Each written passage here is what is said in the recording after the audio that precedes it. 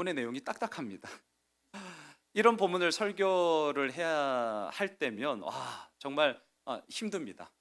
근데 제가 누누이 제 마음을 이미 다 나누잖아요. 강해 설교를 하는 이유는 딱 하나입니다. 힘들고 어렵고 그럴 때 내가 비끼면 설교에서는 그럴싸하게 말할 수 있습니다. 여러분, 힘이 드십니까?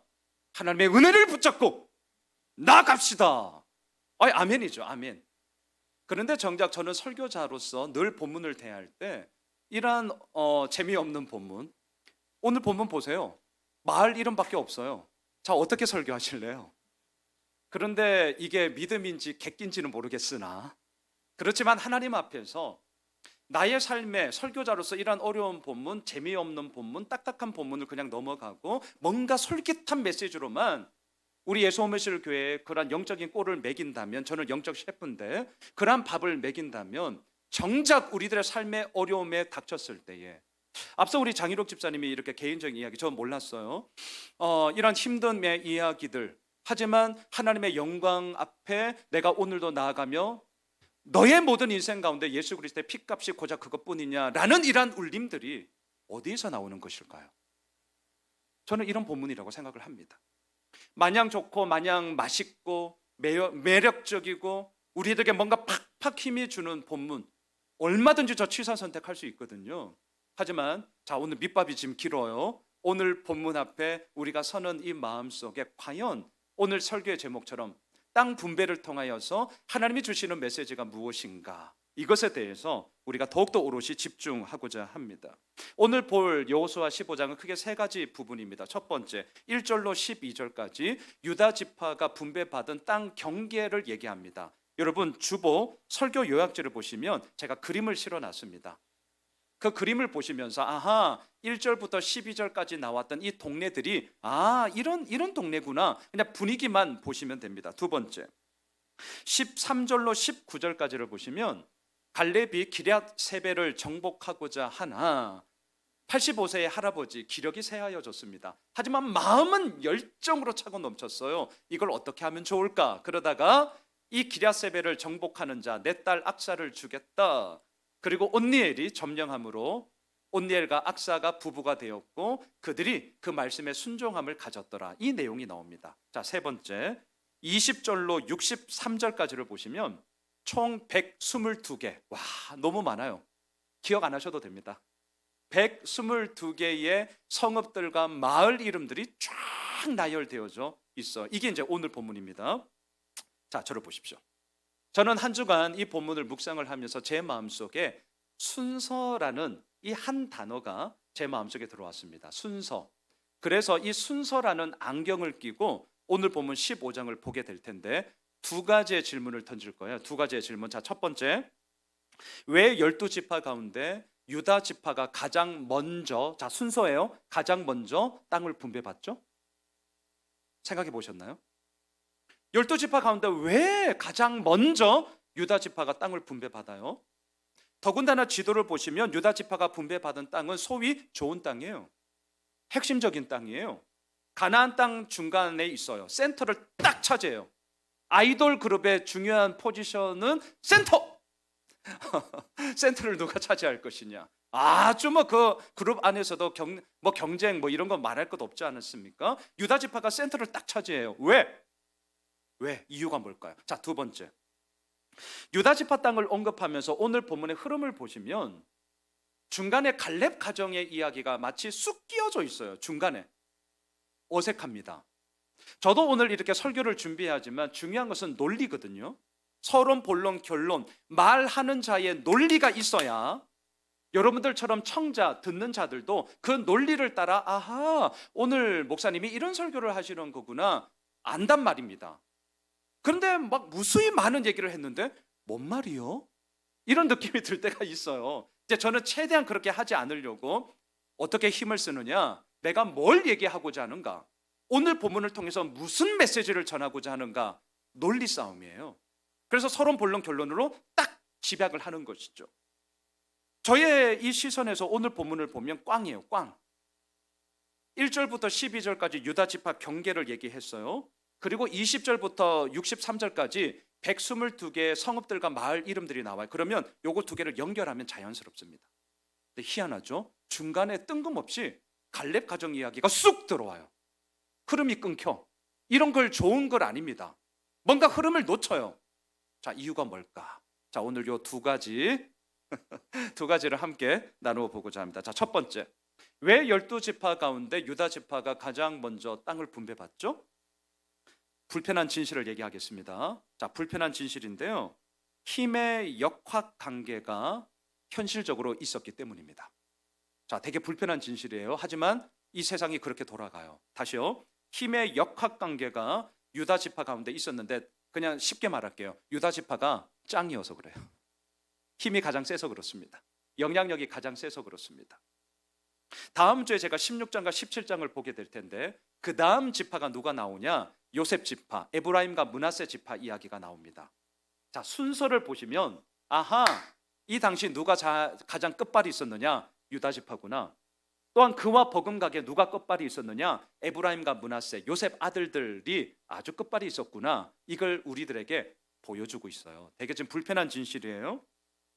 그리고 이러한 힘의 역학관계는 나중에 이스라엘 역사 우리가 잘 알고 있지 않습니까? 남과 북으로 나뉘어질 때 남쪽의 핵심 지파가 누굽니까? 오늘 본문에 나오는 유다. 북쪽의 핵심 지파가 누구예요? 다음 주 우리가 볼 에브라임이에요. 정확하게 맞아떨어져요. 이러한 조짐들이 벌써 여호수아 15장에서부터 냄새가 풀풀풀 나고 있는 것입니다. 여러분, 이 땅을 살아가는 한 우리는 힘의 역학관계에서 벗어날 수 없습니다. 불편한 진실이지만 우리가 그 힘의 논리 속에서, 힘의 작동 속에 우리 살아가요. 목사도 똑같습니다. 그렇다 보니까 우리의 기준이 어디에 있느냐? 크냐 작냐, 이게 우리의 기준이 될 때가 많습니다. 맞냐 적냐가 기준이 될 때가 많아요. 옳은 것이냐 그른 것이냐는 사실 부차적으로 자꾸 떨어질 때가 많습니다. 옳음이냐 그름이냐를 보기 전에 크고 많으면 장땡이야. 크고 많으면 대세야. 교회들도 그래요. 교회들도 우선 크고 많으면 와, 뭐가 있나 봐. 예, 있을 수 있어요. 하지만 모든 게 다 없을 수도 있어요. 불편한 진실이죠. 여러분, 오늘 본문도 이러한 힘의 역학관계가 작동되고 있음이 분명합니다. 외면하지를 못해요. 그런데 아십니까? 이것이 그러한 이유의 전부인가 전부다라고 말을 한다면 이제 우리는 믿음 생활 할 이유가 없죠.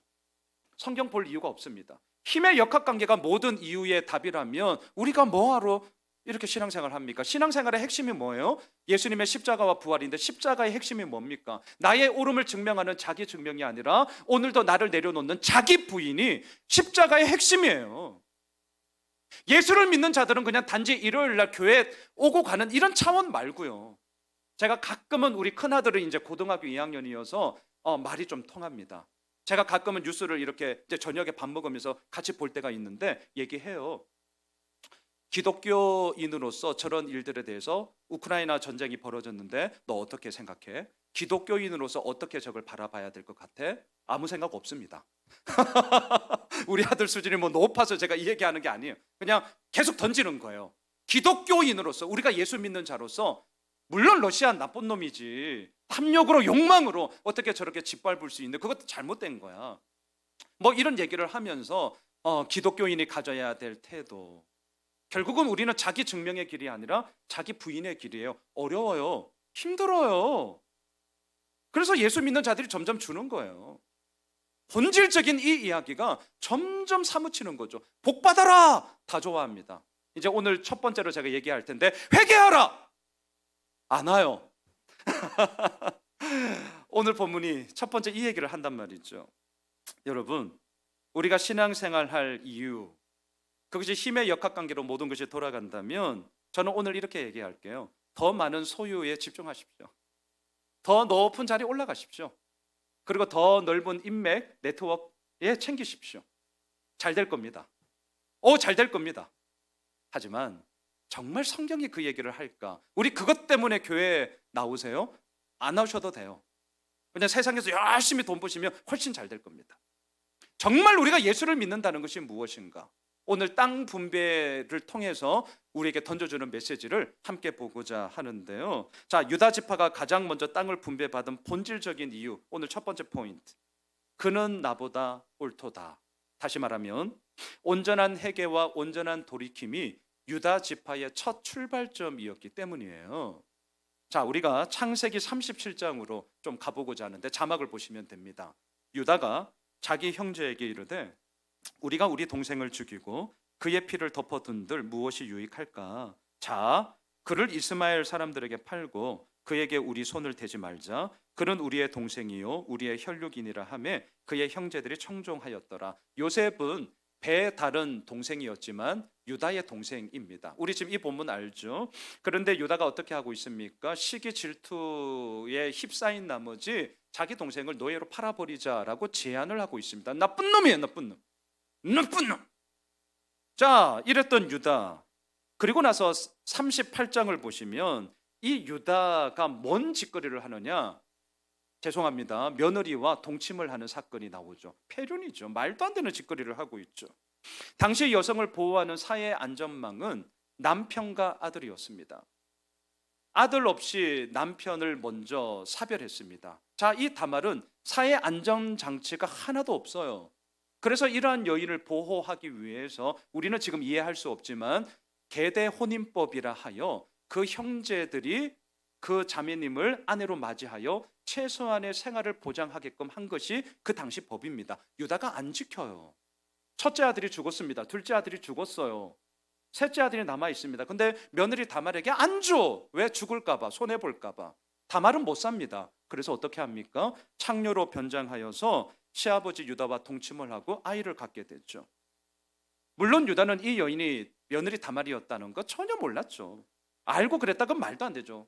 그건 말이 안 되는 거죠. 자, 그 이후에 어떤 일이 벌어지니까 자, 자막을 보세요. 창세기 38장 24절 같이 읽읍시다. 시작. 석 달쯤 후에 어떤 사람이 유다에게 일러 말하되 내 며느리 다말이 행음하였고 그 행음함으로 말미암아 임신하였느니라. 유다가 이르되 그를 끌어내어 불사르라. 완전히 열받았습니다. 말도 안 되는 짓이 벌어진 거잖아요. 그런데 어떻습니까? 다말이 이때 유다와 동침했던 증거를 물증을 드러내자 유다가 어떻게 하느냐?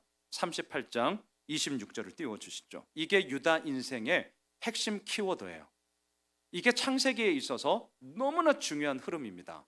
자, 같이 읽읍시다. 시작. 유다가 그것들을 알아보고 이르되 그는 나보다 옳도다. 내가 그를 내 아들 셀라에게 주지 아니하였음이로다 하고 다시는 그를 가까이 하지 아니하였더라. 그는 나보다 옳도다. 저는 이 본문 우리 이 자리에 계시지만 우리 김상욱 집사님, 변영숙 집사님 이제 결혼할 때 그날 아침 본문이 이거였어요. 그래서 잠깐 격려의 말씀, 축복의 말씀을 전할 때 제가 그때도 이 말씀을 했었죠. 싸우지 말라고. 그는 나보다 옳도다. 단지 부부 관계만의 이야기는 아닙니다. 지금 유다는요, 그는 나보다 옳도다 변명하지 않았습니다. 핑계대지 않았습니다. 그는 나보다 옳도다. 자신의 죄악을 인정했습니다. 자신의 잘못을 오롯이 고백했습니다. 그리고 그는 나보다 옳도다. 온전한 회개이자 유다의 인생이 이 일로 인하여서 비포와 애프터가 완전히 바뀌어져요. 이전과 이후의 삶의 변화가 이루어지고 있어요. 이것이 무엇이냐? 그는 나보다 옳도다. 자, 이 사건 이후에 하나만 보겠는데요. 유다가 진짜 어떻게 바뀌었는가? 얼마나 온전한 사람이 되었는가? 여러분 자막을 계속 보셔요. 43장 8절 9절입니다. 유다가 그의 아버지 이스라엘에게 이르되 저 아이를 나와 함께 보내시면 우리가 곧 가리니 그러면 우리와 아버지와 우리 어린 아이들이 다 살고 죽지 아니하리이다. 내가 그를 위하여 담보가 되오리니 아버지께서 내 손에서 그를 찾으소서. 내가 만일 그를 아버지께 데려다가 아버지 앞에 두지 아니하면 내가 영원히 죄를 지리이다. 여러분, 내가 그를 위하여 담보가 되겠습니다. 우리 집 담보물로 내걸겠습니다. 이게 아니에요. 나의 기중품을 담보물로 내걸겠습니다. 이런 게 아니에요. 담보물로 자기 목숨값을, 자기 생명값을 메어 놓겠다고 합니다. 유다가 바뀌어도 너무 바뀌었어요. 아니, 완전히 바뀌었어요. 유다는 우리가 앞서 보았습니다. 동생을 노예로 팔자고 제안했던 사람입니다. 그런데 그러했던 유다가 이제는 뭐 하고 있습니까? 동생을 살리고자 내 목숨값을 담보로 내놓겠다. 이거 공수표 아니거든요. 그냥 하고 보자 이거 아닙니다. 진짜였어요. 어떻게 이럴 수 있냐고요? 창세기 38장 26절. 그는 나보다 옳도다. 예, 그는 나보다 옳도다. 이게 유다의 인생의 키워드가 되었습니다. 더 이상 자신의 잘못에 대해서 변명하지 않았습니다. 핑계대지 않았습니다. 그는 나보다 옳도다. 자신의 죄악을 인정하고 회개했습니다. 그는 나보다 옳도다. 온전한 회개와 돌이킴을 통하여서 인생의 전환점을 맞이하게 된 이 유다를 우리는 보게 되는 것이죠. 이러한 유다를 향해 아버지 야곱이 훗날 유언을 하는데 이렇게 유언을 해요. 49장 10절을 보시죠. 같이 읽읍시다. 규가 유다를 떠나지 아니하며 통치자의 지팡이가 그 발 사이에서 떠나지 아니하기를 실로가 오시기까지 이르리니 그에게 모든 백성이 복종하리로다. 창세기 49장에 유언되었던 이 내용이 오늘 본문 여호수아 15장에 나타나고 있습니다. 어떻게 나타나냐고요? 12지파 가운데 가장 먼저 이 땅을 분배받는 것으로 나타나요. 모든 백성이 복종하리로다. 그리고 더 역사로 나아가 볼까요? 유다 이스라엘의 왕실의 정통성이 어디에 있습니까? 바로 이 유다 지파에 있게 되는 것이죠. 자, 오늘 첫 번째 포인트. 이 유다 지파의 땅 분배를 통해서 지금 우리에게 전하고자 하는 메시지가 무엇인가? 가장 바른 길, 가장 빠른 길. 그것은요, 그는 나보다 옳도다. 온전한 회개와 돌이킴이 우리에게 가장 바른 길이자 가장 빠른 길이 됩니다. 여러분, 이거 정말 우리가 하나님 앞에서 온전함을 가지고 나아가셔야 됩니다. 돌이킨다는 것은 빙빙 돌아가는 길이 아니라 곧장 가는 길이더라고요.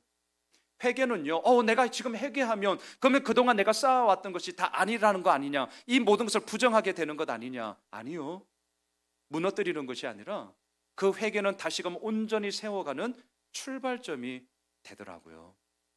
저는 올 한 해 이제 어느덧 사사분기가 되지 않았습니까? 내년도 어떻게 해야 될까 그림을 계속 그리고 기도하고, 또한 한 주간에 좀 주신 마음들이 있어서 우리 운영위원회 새벽기도 마치고 부시시한 모습으로 어제 새벽 바로 그냥 회의하면서 좀 이렇게 우리가 해 나가야 될 그림들을 보고 있습니다. 계속 돌이켜 보는 것이죠.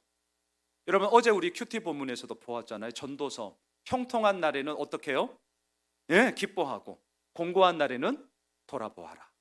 하나님이 이 두 가지를 병행하게 하사 사람들로 하여금 능히 장래일을 헤아려 알지 못하게 하셨다.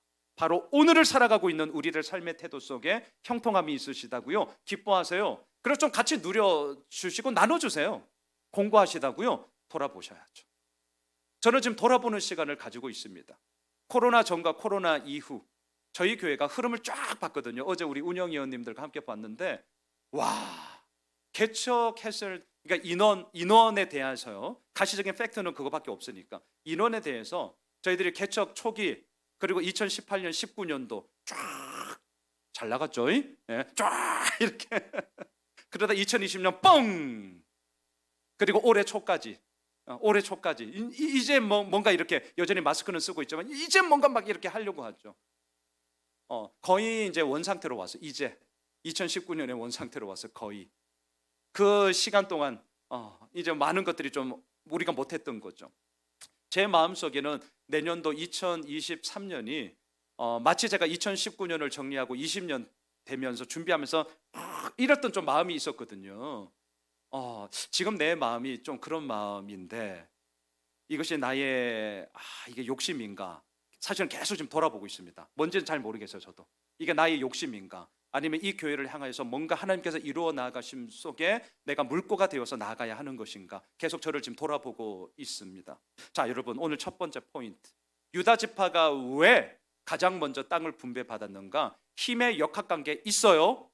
불편한 진실이지만 있습니다. 이거 도외시할 수 없어요. 하지만 더 본질적인 것은 그 지파의 첫 출발점이 하나님 앞에서의 온전한 회개와 온전한 돌이킴으로 하나님 앞에 그는 나보다 옳도다라는 몸부림을 치는 이 정신이 그 지파 가운데 있었기 때문이더라. 가장 바른 길, 가장 빠른 길, 온전한 회개와 돌이킴입니다. 두 번째, 갈렙 가정의 이야기가 중간에 쑥 끼어져 있어요. 흐름을 다 깨요. 흐름상 이게 좋지 않습니다.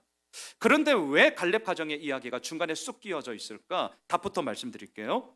갈렙을 통해 하나님을 온전히 따른다는 것이 무엇인지를 보여주고자 함이고요. 더 나아가 당대의 신앙에만 그치지 말고 너희들의 자녀 세대, 그리고 자자손손, 믿음의 개성과 믿음의 확장을 우리는 계속 일구어 나가야 한다라는 이 메시지를 전하기 위해서입니다. 여러분 자막을 보십시오. 여호수아 14장 14절인데요. 헤브론이 그니스 사람 여분네의 아들 갈렙의 기업이 되어 오늘까지 이르렀으니 이는 그가 이스라엘의 하나님 여호와를 온전히 쫓았습니다. 지난주 보았던 말씀이에요. 45년 전 갈렙은 자신에게 주어졌던 이 약속을 붙잡고 하나님 여호와를 온전히 쫓았습니다. 온전히. 또한 약속이 흐르는 땅 헤브론에서 하나님이 하셨던 그 약속, 자신에게 주어진 그 약속을 그 약속의 땅에 이루고 싶었습니다. 그래서 요청합니다. 이 산지를 내게 주소서. 자 보세요. 약속과 약속이 만나 분명한 현실이 되는 겁니다. 이게 믿음 생활이에요.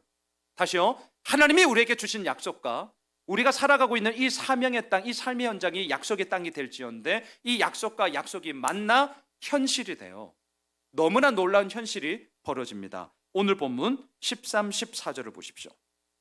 자, 여호수아 15장 13절 14절. 약속과 약속이 만나 어떠한 현실이 이루어지는지 함께 읽읍시다. 시작. 여호와께서 여호수아에게 명령하신 대로 여호수아가 기럇 아르바 곧 헤브론을 유다 자손 중에서 분깃으로 여분네의 아들 갈렙에게 주었으니 아르바는 아낙의 아버지였더라. 갈렙이 거기서 아낙의 소생 그 세 아들 곧 세세, 아히만, 달메를 쫓아내었고, 우리는요 갈렙이 지금 행한 사건을 13절 14절 꼴랑 2절 지금 한 20초도 안 됐을 것 같아요. 그냥 읽고 끝이에요. 하지만 갈렙은 이 두 구절이 이루어지기까지 무려 45년의 시간이 걸렸습니다. 남 이야기라고 그냥 너무 쉽게 넘어가지 마시고요. 이게 내 이야기라고 생각해 보셔요. 한번 치환시켜 보세요. 남들의 가정에 대해서는 뭐 이렇게 얘기할 수 있지만 이게 내 일이 되면, 내 새끼 일이 되면, 우리 가정의 일이 되면 완전히 달라지잖아요. 갈렙은요 이 두 구절이 이루어지기까지 무려 45년이 걸렸다니까요. 자막을 보십시오. 민수기 13장으로 가보시죠. 이에 그들이 올라가서 땅을 정탐하되 신 광야에서부터 하마더기 르홉에 이르렀고 또 네겝으로 올라가서 헤브론에 이르렀으니 헤브론은 애굽 소환보다 7년 전에 세운 곳이라 그곳에 아낙 자손 아히만 셋의 달매가 있었더라. 오늘 본문 14절에 나왔던 이 사람들이 45년 전에도 그대로 있어요. 똑같은 사람들이. 45년 전 12명의 정탐꾼은 뭐라고 얘기했습니까? 10명은 안 된다잖아요. 여호수아와 갈렙 2명은 할 수 있다였습니다. 자, 13장 33절 한번 띄워주시죠. 같이 읽읍시다. 시작. 거기서 네피림 후손인 아낙 자손의 거인들을 보았나니 우리는 스스로 보기에도 메뚜기 같으니 그들이 보기에도 그와 같았을 것이니라. 자, 저는요 뭘 해보기라도 하고 나서 뭐 이렇더라 저렇더라 이야기를 한다면 저는 받아들입니다. 근데 뭘 안 해. 지레짐작 머리로 다 소설을 쓰는 거죠. 뭔가를 해보지도 않고 뭔가를 시도해보지도 않고 지금 이스라엘의 정탐꾼들은 우리는 안 된다라고 얘기를 하고 있습니다. 재수 없어요 이런 거. 여러분 이런 사람들을 통해 무슨 역사가 일어날 수 있겠습니까? 이런 사람들을 통해 무슨 선한 일이 일어나겠습니까? 결과는 뻔하죠. 이스라엘 백성들은 이 사건 이후 40년 광야 생활 뺑뺑뺑뺑 돌게 되는 것 아닙니까? 그리고 45년이 지났습니다. 오늘 본문 여호수아 15장 드디어 갈렙은 45년 전에 안 됩니다. 안 됩니다. 그렇게 해서 뺑뺑뺑 돌았던 그 시간을 지나 드디어 자기 자신들을 스스로 메뚜기 같게 여겼던 그 존재를 쫓아냈습니다. 우리는 할 수 없어. 우리는 할 수 없어. 그런데 그 할 수 없다라고 여겼던 것을 드디어 우리의 것으로 이루었습니다. 와, 얼마나 역사적인 일이에요? 얼마나 감사한 일이에요? 갈렙의 이 마음속에 13절 14절은요 역사의 한 획을 긋게 되는 너무나도 하나님의 역사하심의 기록이 되었던 것이죠. 자, 저를 보십시오. 자, 질문할게요. 우리들 같으면 이제 이 일을 다 이루었으니 그 다음 스텝을 어떻게 밟아가시겠습니까? 두 가지가 크게 있을 거예요. 첫 번째, 목표한 것을 이루었으니 이제는 쉬고 싶다. 충분히 이해됩니다. 이제는 좀 쉬고 싶다. 자, 두 번째, 물 들어왔을 때 노절하고 이 기세를 몰아 하나님이 약속하신 이 유다 지파 이 땅을 내가 더욱더 정복하며 나아가리라. 예, 그럴 수도 있겠죠. 여러분, 우리 같으면 어떻게 하시겠어요? 뭐 이렇게 하는 것은 좋은 거고 저렇게 하는 것은 나쁜 거고 그거 아닙니다. 나는 목표한 것을 이루었고 이것을 위해서 나는 온 힘을 진짜 진액을 쏟아내어서 이제 쉬고 싶어. 쉬셔야 됩니다.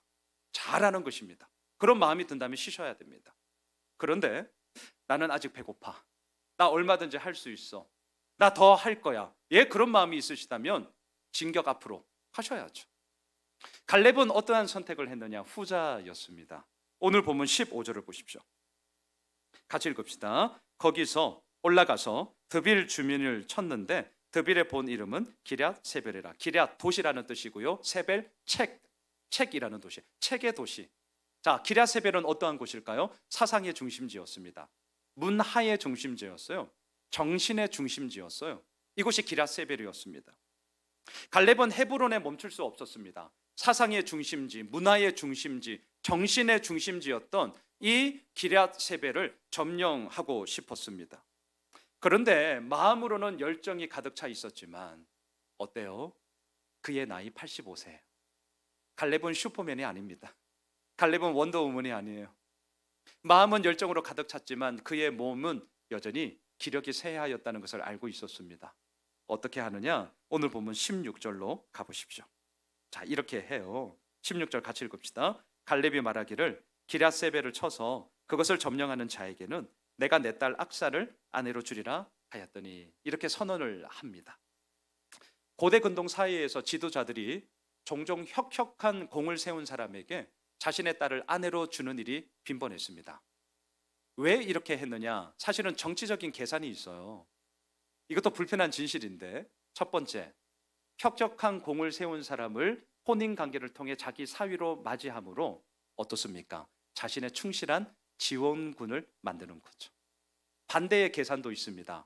이 혁혁한 공을 세운 사람이 자신에게 반기를 들면, 쿠데타를 일으키면 여론이 이쪽으로 쏠릴 가능성이 있기 때문에 이것을 또한 미연에 방지하고자 혼인 관계를 통하여서 이러한 일들이 빈번하게 있었습니다. 우리나라 역사 보세요. 혼인 관계를 통하여서 자신의 이 집권을 안정화시키려고 엄청나게 결혼 많이 했던 사람이 있었으니 그의 이름은 태조 왕건이라. 그렇죠? 네, 아시죠? 네. 엄청나게 호족들과 결혼하지 않았습니까? 자기의 성씨를 줘서 그러한 중앙 집권 체제의 기틀을 마련하는 아주 뻔한 술수를 썼다는 거 우리가 알고 있죠. 자, 갈렙은 이러한 정치적인 계산으로 자기의 딸 악사를 주려고 했던 것일까? 이건 불편해요. 이렇게 해석하기에는 우선은 갈렙이 그러면 왕인가? 뭘 가지고 있었나? 그렇지는 않지 않습니까? 그러면 이 부분은 무엇일까? 저는 이렇게 해석을 합니다. 자신의 딸을 주겠다. 가장 소중한 것이죠. 가장 귀한 거예요. 그 딸을 주겠다라고 선언할 만큼 이 기럇 세벨을 점령하고자 하는 갈망함이 그만큼 컸다. 이것을 우리가 알 수 있게 되는 것이죠. 자, 이러한 선언 앞에 17절을 보십시오. 17절, 갈렙의 아우 그나스의 아들인 온니엘이 그것을 점령함으로 갈렙이 자기 딸 악사를 그에게 아내로 주었더라. 갈렙의 조카였습니다. 온니엘이 기럇 세벨을 점령했고 또한 악사와 결혼하게 되었고, 더 나가 볼까요? 사사기 1대 사사가 누구냐? 오늘 본문에 나오는 온니엘입니다. 1대 사사로서 하나님의 사명을 감당하는 사람이 되었습니다. 자, 보세요. 중요한 게 있습니다. 여기서 중요한 거, 85세의 갈렙, 하나님의 약속을 잊지 않았고요, 그 약속을 이루기까지 하나님을 온전히 쫓았습니다. 자, 갈렙 가정의 이야기가 왜 중간에 불쑥 튀어나오는가? 첫 번째, 이처럼 하나님을 온전히 쫓음이 있어야 된다.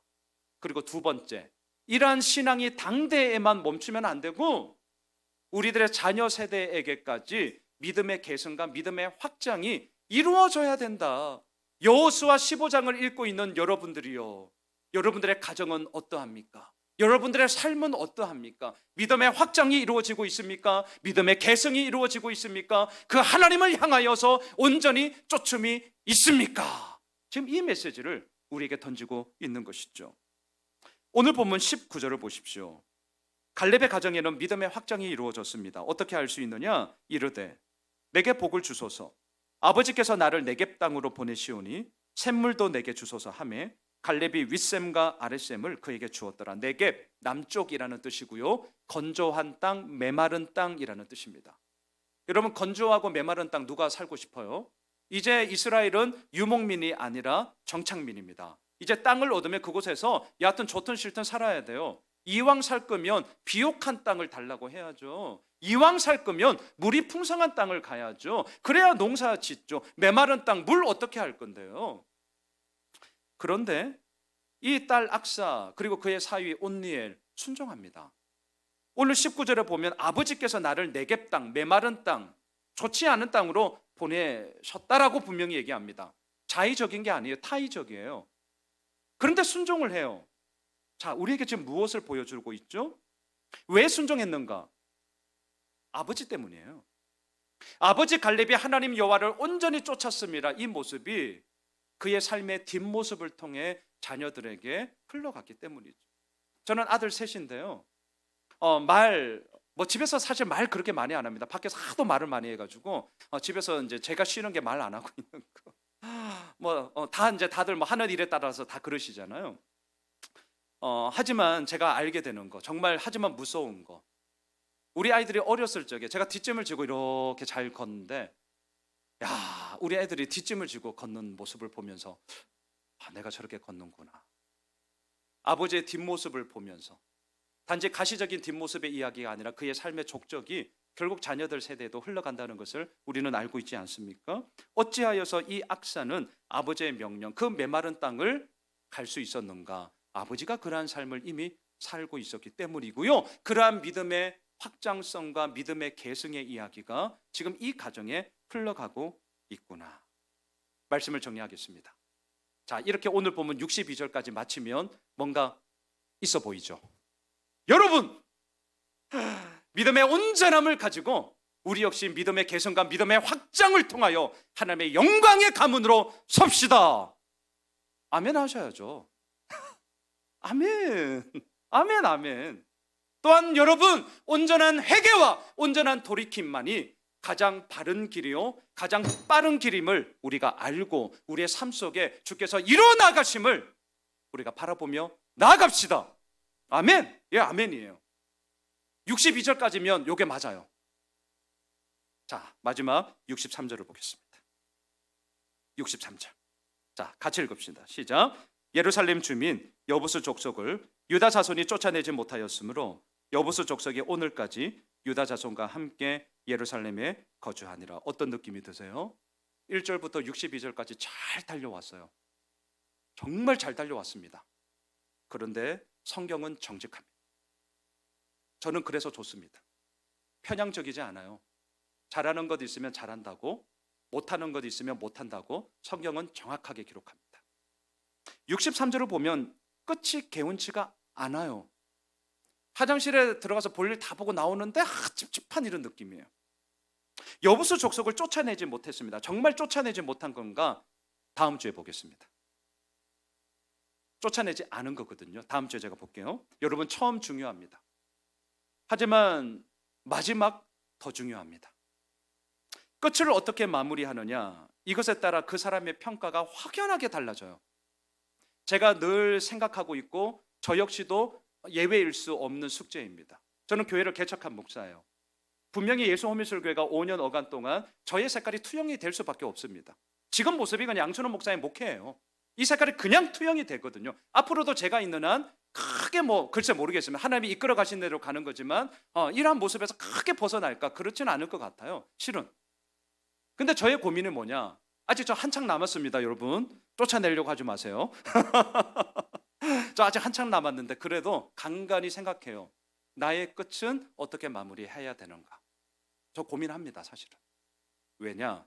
숱하게 많은 선배님들을 보았습니다. 정말 많은 분들을 보았어요. 그분들의 처음이 안 좋은 게 어디에 있겠어요? 안 좋으면 아예 하나님이 그냥 그걸 허락하지 않으시죠. 선한 동기와 정말 하나님 나라를 향한 열정과 열망함을 가지고 특별히 개척한 목사들 그냥 하는 거 아닙니다. 사생결단하는 거예요. 네, 사생결단하는 겁니다. 그런 마음을 가지고 교회를 시작을 했단 말이죠. 근데 그 끝의 이야기 속에 우리 모두가 낙심과 절망과 아쉬움의 한숨의 이야기가 많다는 것을 저 역시 너무나 잘 알고 있기에 이게 남의 이야기가 아니라 나의 이야기다. 저는 오늘 말씀을 보면서 그 생각을 다시 한번 했어요. 처음에는 엉망이더라도 나중이 좋다면, 물론 결과만 좋으면 되냐 이렇게 물으면 그런 얘기는 아닙니다만, 그래도 결과가 좋으면 묻 많은 사람들에게 좋은 영향력을 끼칠 수 있죠. 하지만 처음엔 좋았어요. 근데 마지막이 엉망이에요. 얼마나 많은 아쉬움과 후회, 걱정과 염려를 끼칩니까? 오늘 본문이 사실 이렇습니다. 마지막까지 좋은 모습으로 62절의 그 내용을 쫙 몰고 가면 참 좋았겠건만 63절에서 브레이크가 걸려요. 브레이크가 끽 하고 걸립니다. 그래서 너무나 아쉬워요. 쫓아내지 못한 게 아니라 쫓아내지 않은 거거든요. 왜? 자기들이 써먹으려고. 이게 다음 주 내용의 핵심이에요. 자기들 써먹으려고, 자기들 고생 안 하려고, 시켜 먹으려고. 오늘 본문이 솔직하게 이것으로 마치는 이유가 무엇일까요? 저는 오늘 결론, 우리 역시 이들처럼 얼마든지 넘어질 수 있더라, 이거예요. 유다 땅 분배를 통해서 우리에게 마지막으로 들려주는 메시지, 우리 역시 이들처럼 얼마든지 넘어질 수 있더라. 사랑하는 예수 오매실 가족 여러분, 그렇다면 우리 어떻게 해야 합니까? 잊지 맙시다. 더더욱 온전한 회개와 돌이킴의 이야기가 하나님 앞에 엎드림으로 우리 그렇게 살아갑시다. 우리 잊지 맙시다. 나만의 신앙, 당대의 신앙으로만 끝날 것이 아니라 믿음의 확장, 믿음의 개성을 위해 오늘도 우리는 기도하는 것이죠. 오늘도 기도하는 거예요. 제가 목장 나눔지에도 그 얘기를 우리 목장 가운데 이것을 어떻게 나눌 수 있을까? 저는 제 얘기를 많이 합니다. 내 얘기. 다른 사람 막 유명한 사람 위인전 이런 거 말고요. 아빠 얘기, 양순옥 얘기. 내 인생 가운데 이렇게 나는 하나님을 알게 되었고 믿게 되었고 왕창 깨지게 되었고 쎄 빠지게 고생했고 4개월 동안 교회도 안 다녔었고 그러다 다시 목회하게 되었고 오늘 여기까지 왔다. 내 얘기해요. 내 얘기.